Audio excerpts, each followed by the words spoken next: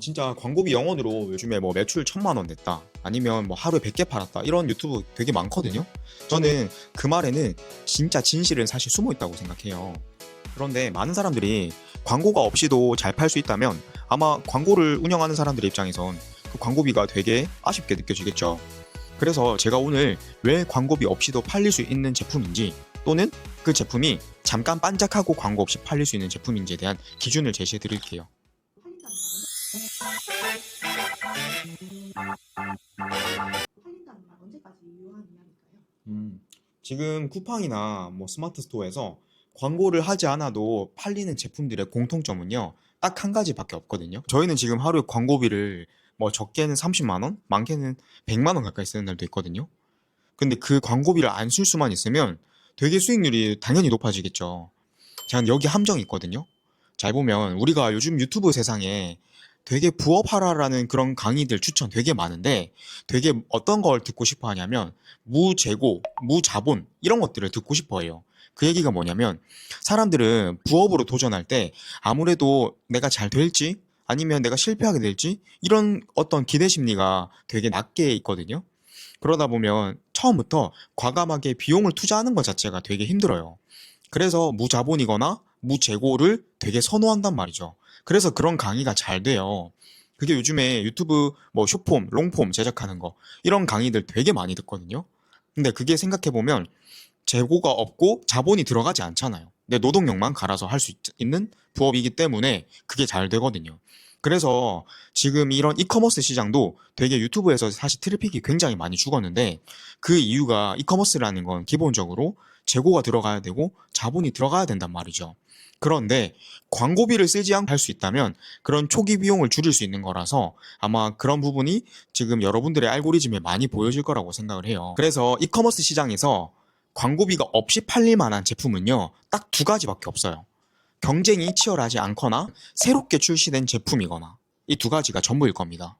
스토어에서 광고 안 쓰고 팔리는 상품 딱 한 가지 공통점이 있나요? 네, 딱 한 가지가 있죠. 바로 경쟁이 치열하지 않다는 점입니다. 그게 뭐냐면, 경쟁이 치열하지 않다는 건 새로운 상품이 출시가 된 거죠. 우리 살다 보면 갑자기 유행하는 것들 있잖아요. 지금 두쫀쿠 이거 되게 유행하잖아요. 두쫀쿠 혹시 드셔보셨어요? 저희 어제 처음 먹어봤거든요. 맛있더라고요. 쫑그 판매하는 곳이 되게 적잖아요. 그쵸? 그리고 구하기도 어렵고, 그러니까 그런 제품들은요, 광고를 하지 않아도 팔리게 되는 거죠. 경쟁이 치열하지 않잖아요. 새롭게 출시했기 때문에. 또 한 가지는요, 시장이 굉장히 작은 곳들이 있어요. 이런 보신탕 문화가 옛날부터 되게 오랫동안 있어져 왔잖아요. 그래서 요즘 젊은 사람들은 뭐 그 보신탕 이런 걸 잘 먹지 않지만, 옛날 어른분들은 보신탕 드시는 아직 분들이 계시잖아요. 그분들 그 보신탕 가게 혹시 홍보하는 거 보셨어요? 한 번도 못 봤죠. 보신탕 가게는 사실 홍보한다는 게 되게 조금 꺼려지기도 하잖아요. 또한 젊은 사람들이 먹지 않지만 나이 드신 분들은 보신탕집 이런 것들은 아름아름 소문에 의해서 찾아간단 말이에요. 그러니까 시장이 작은 곳들은요, 홍보를 하지 않아도 팔리게 되는 경우가 있어요. 그러니까 지금 질문 주셨던 스마트 스토어나 쿠팡에서 광고를 하지 않아도 팔리는 제품은요, 아마 제가 말씀드린 이런 경우일 거예요. 초보자도 따라할 수 있는 구조일까요? 네. 일단 저는 아까 말씀드렸던 것처럼 광고가 없이 팔린다는 그 기준이 경쟁이 치열하지 않다. 이 한마디로 아마 정의할 수 있을 것 같거든요. 그러면 경쟁이 치열하지 않기 위해서는 그게 판매자일 수도 있고 상품에 대해서일 수도 있어요. 결국 이게 한마디로 얘기하면 어떤 소싱을 했냐, 이 차이겠죠. 그러니까 내가 소싱한 그 제품이 경쟁이 치열하지 않다면 새롭게 상품 등록을 해도 리뷰가 없어도 판매가 될 것이고, 아마 광고비를 거의 쓰지 않아도 판매가 되는 그런 상황을 맞이할 수 있을 거예요. 그래서 결론적으로는 어떤 소싱을 하냐, 즉 이건 판매자의 관점에서 어떻게 해야 되냐의 관점이지, SEO에 따라서 상품명을 어떻게 짓거나 썸네일이나 상세 페이지 이런 것들보다 경쟁이 치열하지 않다는 것에 좀 더 포커스를 맞추면 좋을 것 같습니다. 자, 실제로요, 그 광고 없이 팔린다는 사람들 광고비 영원 말고 다른 거 뭐 더 하는지 아세요? 그게 제가 아까 말씀드린 새로운 상품을 찾는 그 과정에 대해서 사실 시간을 굉장히 많이 쓰고 있을 거예요. 새롭게 생긴 키워드들은 상품 등록을 빨리 하기만 해도 그 트래픽을 내가 받아 먹을 수 있거든요. 제가 한번 보여드릴게요. 실제로 두쫑크로 온라인에서 판매하고 계신 분도 계시더라고요. 되게 파워랭크 이제 하는 사람들이 많아졌어요, 최근에. 두쫑쿠. 굉장히 키워드가 핫하죠, 요즘. 그래서 이거 어떻게 빨리 트래픽을 확인할 수 있냐면, 아이템 스카우트라는 거 혹시 아세요? 자, 아이템 스카우트가 검색량을 확인할 수 있는, 트렌드를 확인할 수 있는 사이트인데요. 제가 두쫑쿠 검색해 보겠습니다. 한 달 검색량이 190만 회예요. 이거 미친 거거든요, 이 정도면. 저는 살면서 190만 회라는 키워드를 본 적이 거의 없어요. 193만 6,600회인데 이 정도면 진짜 굉장히 말도 안 되는 검색량입니다. 그럼에도 불구하고 자, 검색량이 최근 들어서 2025년 11월 달부터 이제 3달 정도 됐네요. 3달 만에 검색량 보세요. 원래 2025년 12월 달 검색량이 33만 회였는데 최근에는 220만 회로 이거 뭐 거의 8배 가까이 올라가게 된 말도 안 되는 수치인 거죠. 자, 그래서 두쫑쿠 이렇게 한번 살펴봤더니 네이버 가격 비교 한번 들어가 볼게요. 자, 여기 보면 두쫑쿠로 광고하고 있는 업체가 첫 번째, 두 번째, 세 번째 이렇게 구좌에 광고가 노출되고요. 그 다음에 첫 번째로는 이 두바이 쫀드 쿠키, 두쫑쿠, 모찌 쿠키 이분이 지금 1등을 하고 있어요. 그런데 구매가 2,600건 일어났대요. 한번 눌러볼게요. 와, 27,900원. 100g짜리 2개에 27,900원이래요. 심지어 택배비 3,000원 별도로 받아요. 이 정도면 굉장히 객단가가 높죠. 그리고 지금 주문해도 2월 13일날 출고가 된답니다. 그런데도 오늘 지금 오전 10시 55분이거든요. 벌써 21명이 샀어요. 자, 이렇게 이런 키워드를 활용하면 당장 저희가 해야 될 것들이 굉장히 많아지는데 이렇게 빠르게 올라가는 키워드들은 검색량 대비해서 상품이 잘 없어요. 그러니까 이런 데를 빨리 진입하면 굉장히 이런 트래픽을 저희가 유효하게 받아 먹을 수 있습니다. 그래서 지금 쿠팡이나 스마트 스토어에서 광고비를 쓰고 있지 않는데 판매를 잘하고 있는 판매자들은 이런 소싱에 굉장히 시간을 많이 쓰고 있을 거예요. 그러니까 어떤 소싱이냐면 새롭게 생긴 키워드에 대해서 괜찮은 제품을 만들어내기 위한 그런 소싱을 얘기하는 거죠. 안 쓰면 대신 뭘 써야 팔릴까요? 시간, 노동, 콘텐츠, 가격? 뭐가 진짜 비용일까요? 자, 하루에 뭐 1개에서 2개 정도 팔리는 셀러가요. 광고를 완전히 끄는 상태로 계속 유지한다면 이 판매량이 지속될까요? 전 이 관점이 중요하다고 보거든요. 결국에는 초반에는 상품 등록을 신규로 하게 되면 쿠팡이나 네이버 스마트 스토어는 가산점을 주게 돼요. 왜냐면 새롭게 상품 등록을 해서 팔리는 경험을 해야지만 이 스마트 스토어나 쿠팡은 저희 판매자한테 수수료를 받아갈 수 있기 때문이죠. 그렇기 때문에 초반에 상품 등록을 하고 일주일 정도는 가산점을 받아서 상위 노출이 가끔씩 되면서 판매량이 일어나는데 시간이 지나면 이런 신규 상품에 대한 가산점이 없어지기 때문에 아마 장기적으로는 광고를 돌리지 않으면 판매량이 완전 제로에 가까워질 거거든요. 일반적인 상품들은요. 그래서 이런 알고리즘만 잘 생각해 본다면 장기적으로는 100% 광고를 쓰는 게 아마 여러분들의 상품의 매출이 올라가는 데 있어서 궁극적으로는 꼭 필요한 소재라고 저는 생각을 합니다. 그래서 여기 지금 보고 있는 두바이 쫀드 쿠키 2세대 두쫑쿠 후기 난리 이거 아이디어스에서 하는 건데 한번 눌러볼게요. 자, 역시 아마 품절일 것 같긴 한데요. 아이디어스 제품이 이렇게 저는 광고로 제일 먼저 위로 올라와 있는 경우는 사실 잘 보지 못했거든요. 자, 좀 더 내려보겠습니다. 국내 최초 저당 두바이 쫀득볼 두쫑쿠 어떤가요? 자, 이거 요즘 저당이 되게 트렌드한 키워드잖아요. 거기다가 두쫑쿠를 같이 얹었어요. 그러면 이거 전 되게 컨셉이 좋다고 보거든요. 그래서 지금 예약 구매를 하고 있는데 한번 볼게요. 정미소라는 브랜드에서 보세요. 오늘 110명이 지금 오전 10시 58분에 구매를 했어요. 자, 이렇게 가장 트렌드한 키워드 두쫀쿠와 저당을 섞어서 판매했더니 이런 결과를 가지게 되는 거죠. 자, 지금 주문하면 또 언제 올까요? 예약 구매인데 발송 예정일이 2월 5일에서 2월 10일 사이래요. 이걸 받아보겠다고 지금 오늘 101명이나 샀다니까요. 어떤가요? 이렇게 키워드를 트렌드가 핫한 키워드를 섞어서 사용한다면 이렇게 좋은 결과를 빨리 나타낼 수 있는 거죠. 그리고 1등을 꼭 하지 않아도 돼요. 내려가다 보면 아마 이렇게 경쟁이 치열하지 않게 판매를 하고 있지만 여기 보면 6,300원에 판매하고 있죠. 이분은 후기가 72개밖에 없고 등록일이 2026년 1월이에요. 자, 이 두바이 쫀드 쿠키의 유행이 언제까지 갈지 모르지만 최근에 원가가 굉장히 많이 올라서 이 판매 가격도 계속적으로 높아질 것 같거든요. 그런데 저희도 어제 처음 먹어보니까 꽤 맛있더라고요. 그래서 이런 키워드를 활용하면 굉장히 빨리 상위권에 자리 잡을 수 있는 확률도 생긴다. 스마트 스토어에서 상위권에 자리 잡는 거 어렵다고 하는데 이런 전략을 펼치다 보면 생각보다 빠르게 그리고 쉽게 상위권에 자리 잡을 수 있게 되기도 합니다. 부분은 어떤 점이 차이점이 있을까요? 키워드나 가격, 후기, 아니면 뭐 타이밍 어떤 게 있을까요? 저는 아까 말씀드렸던 그런 두 쫑구를 예를 들자면 가격, 키워드, 트렌드를 전부 다 활용했기 때문이라고 생각하거든요. 가격도 두 쫑구 굉장히 비싸잖아요. 그러니까 경쟁사보다 약간 저렴하게, 그리고 제가 저당이라는 걸 얹었더니 굉장히 판매가 아까 잘 되는 걸 봤잖아요. 그러니까 당연히 키워드도 중요하고 가격도 중요하고요. 그 다음에 트렌드, 민감성, 그러니까 두 쫑구를 이렇게 급격하게 검색량이 올라가는 시점을 잘 활용하면 그 세 가지 전부 다가 믹스가 잘 됐을 때 급격한 매출 상승이 일어나는 거죠. 그러니까 이건 꼭 판매를 오래 했던 사람뿐만 아니라 트렌드를 민감하게 볼 수 있다면 신규 초보 셀러들도 충분히 가능한 영역이라고 생각합니다. 아마 두 쫑구 위탁 생산 충분히 가능할걸요? 그런데 반대로요. 신규로 시작하는 사람들이 여기에 너무 치중되다 보면 또 소싱에 실패하는 경우가 있어요. 이런 두 쫑구 같은 키워드는 새롭게 생긴 키워드지만 사실 이렇게 새롭게 생긴 키워드가 굉장히 국민적으로 유행할 만한 확률은 사실 굉장히 낮아요. 그러다 보니까 이런 트렌드에 민감한 키워드를 쫓거나 가격 경쟁력에 치중하거나 이런 집착하는 성향을 계속 가지게 되면 사실 대중적으로 소싱할 수 있을 만한 그런 상품의 소싱에는 아마 실패하게 될 확률이 높아요. 그래서 처음 하시는 분들이라면 당연히 트렌드한 키워드도 중요하지만 꾸준히 팔릴 수 있을 만한 그런 스테디한 제품의 소싱도 꼭 필요합니다. 후기부터 광고비 영원으로 통하는 최소 판매 매출의 기준선이 조금 있거든요. 제가 생각했을 때는 그게 매출이 1,000만 원 이하라고 생각합니다.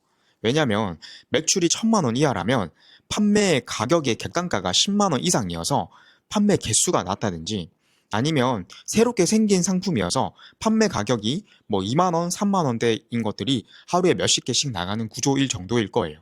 그런데 첫 번째 전자는요, 아마 시장의 규모가 작기 때문에 광고비가 많이 없어도 판매는 되지만 절대적인 매출의 규모는 낮기 때문에 이 정도의 운영이 가능할 거고요. 두 번째는 새롭게 생긴 키워드의 상품이기 때문에 아마 경쟁이 없이도 광고비를 쓰지 않고도 매출 1,000만 원 단계까지는 아마 상승할 수 있지만 장기적으로는 그런 제품들도 후발주자들이 따라올 수 있거든요, 결국에. 그렇기 때문에 광고비는 꼭 그 영역이 넘어가면 무조건 사용을 해야 된다고 생각을 합니다.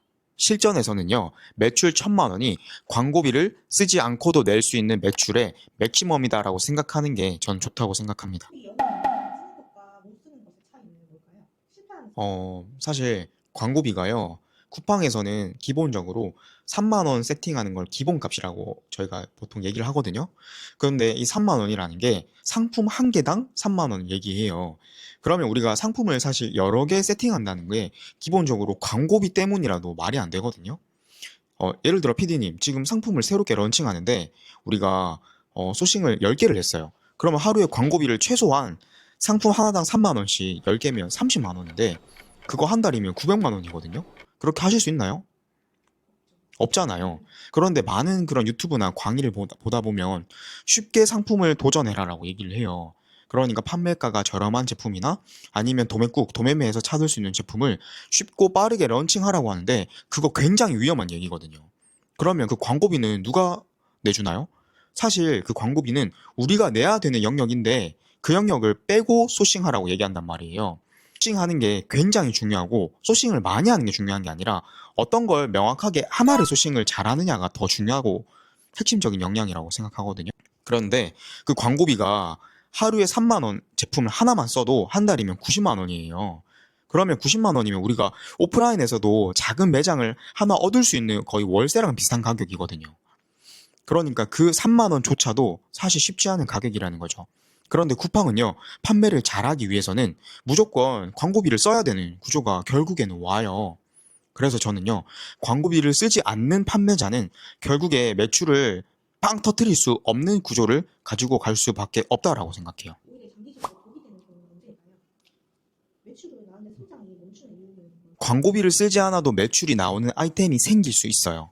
그게 아까 제가 경쟁이 치열하지 않은 제품이라 했잖아요. 그 경쟁이 치열하지 않은 제품은 새롭게 생긴 상품이거나 새롭게 생긴 키워드거나 아니면 시장이 작거나 그 정도의 경우밖에 없는데, 그런데 그 정도의 영역에서도 매출을 1,000만 원 이상 달성하다 보면 되게 구조가 좋아 보이는 것처럼 느껴질 거예요.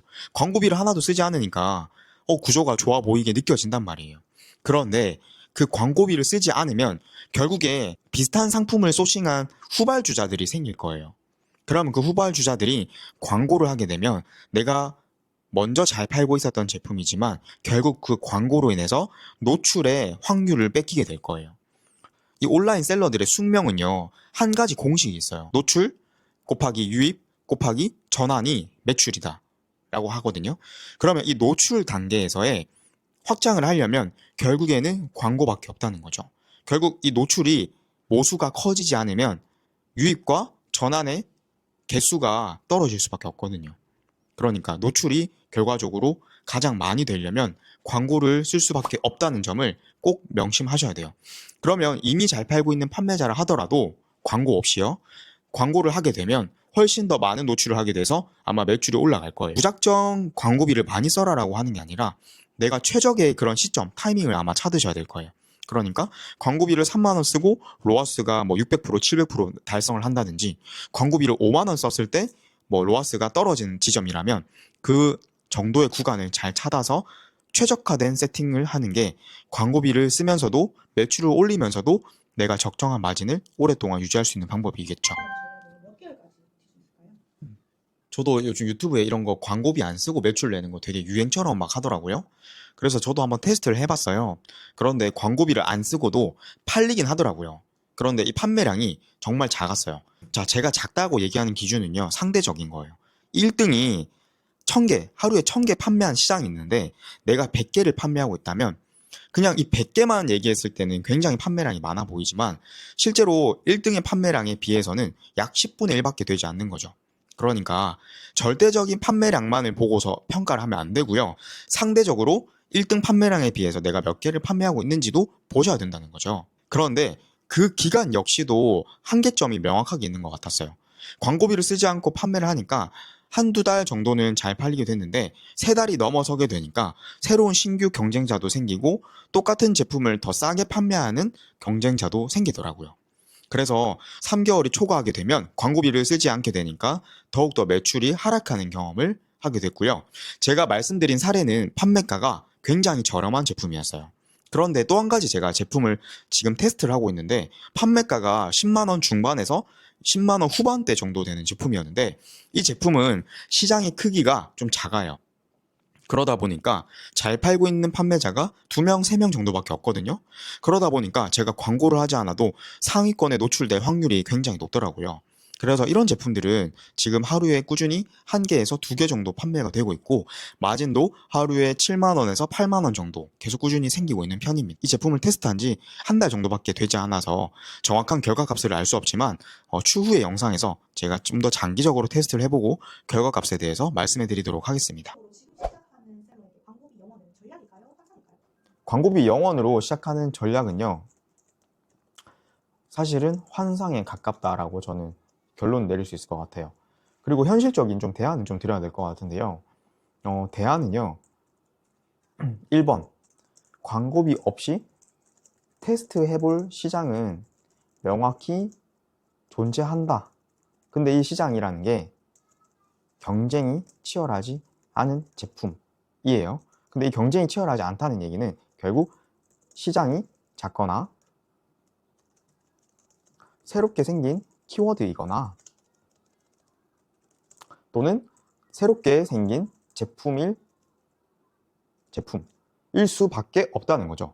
하지만 이 구간 안에서도 결국에 매출이 상승하게 되면 전 구간이 매출 1,000만 원 정도로 예상을 합니다.